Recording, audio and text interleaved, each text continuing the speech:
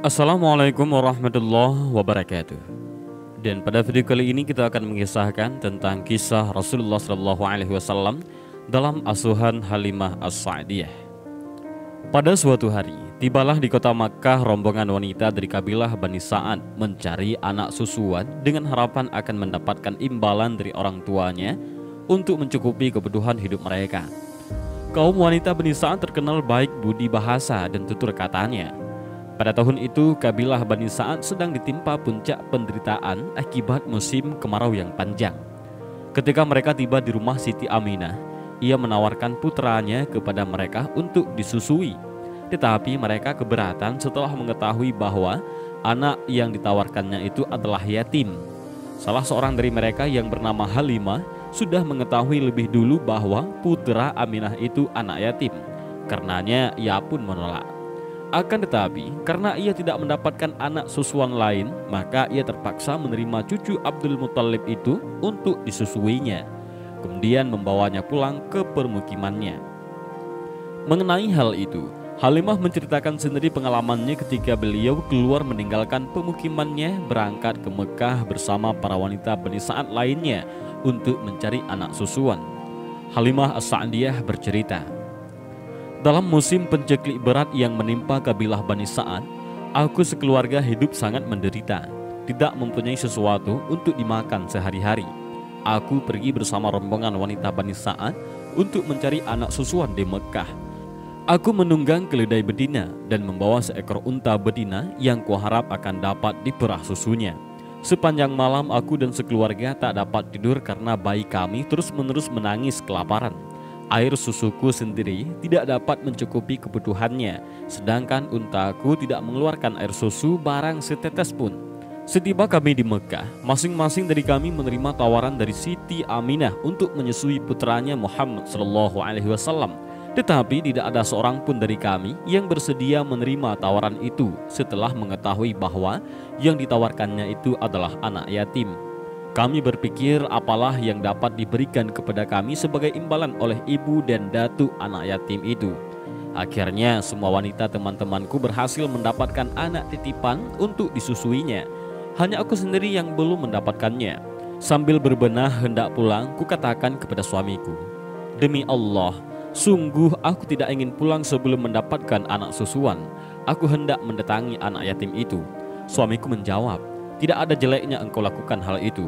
Mudah-mudahan Allah memberkahi penghidupan kita dengan keberadaan anak yatim itu di tengah keluarga kita." Kemudian aku pergi mengambil anak yatim itu, lalu kubawa pulang ke tempat pemukimanku.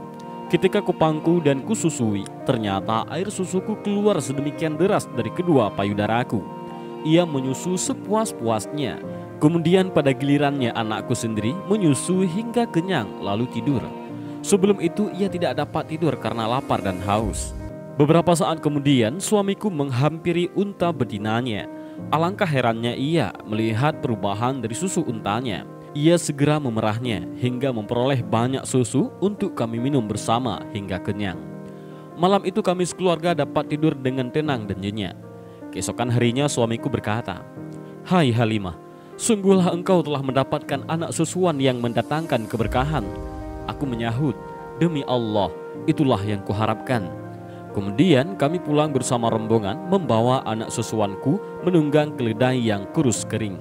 Namun Masya Allah, di luar dugaan, ternyata keledaiku itu dapat berjalan demikian cepat hingga mendahului keledai-keledai lain yang ditunggangi teman-temanku. Setelah jauh tertinggal, mereka berteriak, "Hai binti Abu Zaib," itu nama panggilan Halimah, "celakalah engkau, berhentilah. Tunggu sebentar." Aku berhenti menunggu mereka, dan setelah dekat mereka bertanya, "Apakah keledai yang engkau tunggangi itu keledai yang engkau bawa dalam perjalanan ke Mekah?" Aku menjawab, "Ya, demi Allah, keledai yang kubawa keledai ini juga." Mereka menyahut, "Hai Halimah, pasti ada hal yang luar biasa pada keledaimu itu." Sepanjang pengetahuanku, tidak ada daerah pemukiman yang kegersangannya melebihi kegersangan di pemukimanku.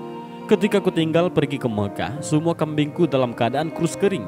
Tetapi setelah aku pulang membawa anak susuanku, kulihat kambingku telah menjadi gemuk dan sudah menghasilkan susu untuk kami perah dan kami minum sekenyang-kenyangnya.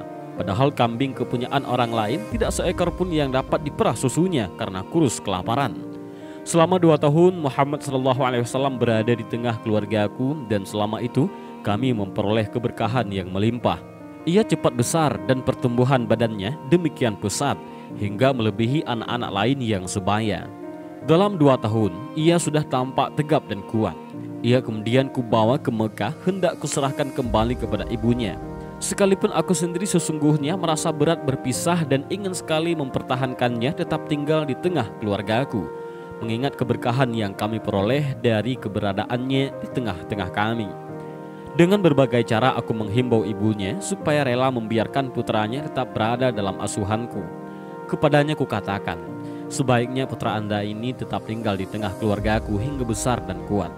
Aku sangat khawatir kalau di Mekah nanti ia kejangkitan wabah penyakit. Berulang-ulang aku menghimbau dengan mengemukakan berbagai alasan agar ia meluluskan keinginanku.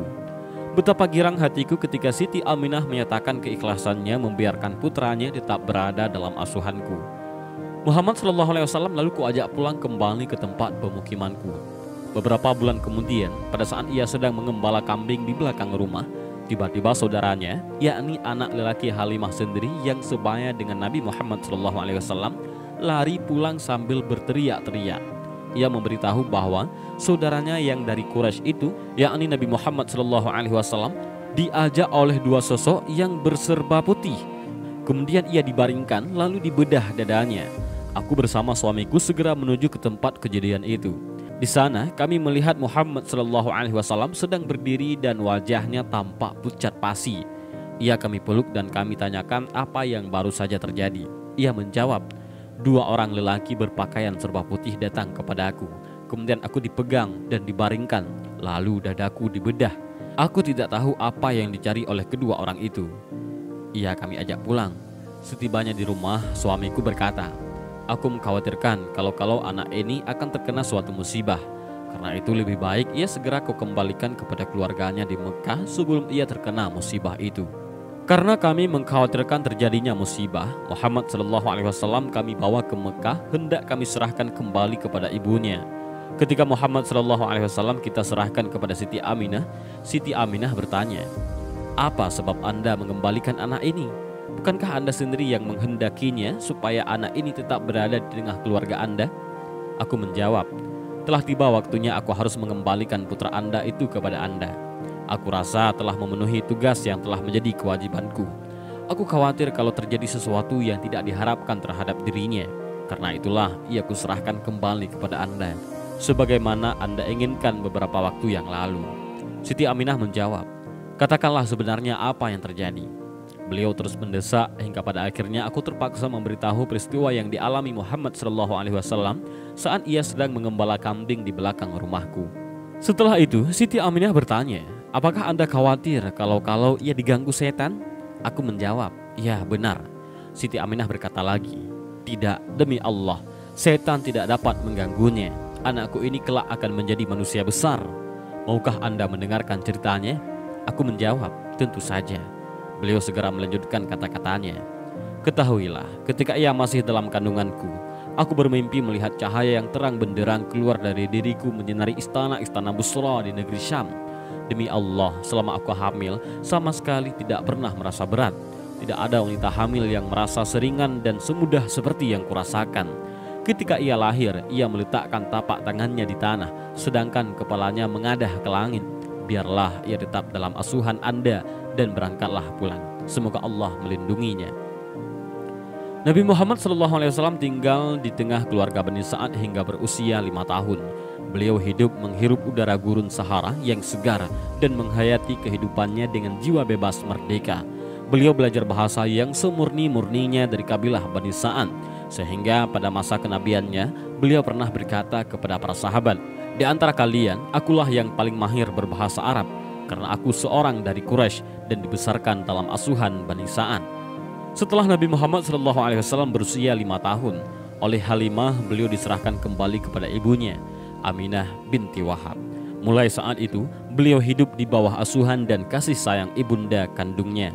Keberadaan Nabi Muhammad SAW selama 5 tahun dalam lingkungan kabilah Bani Sa'ad ternyata meninggalkan kesan yang mendalam pada jiwa beliau.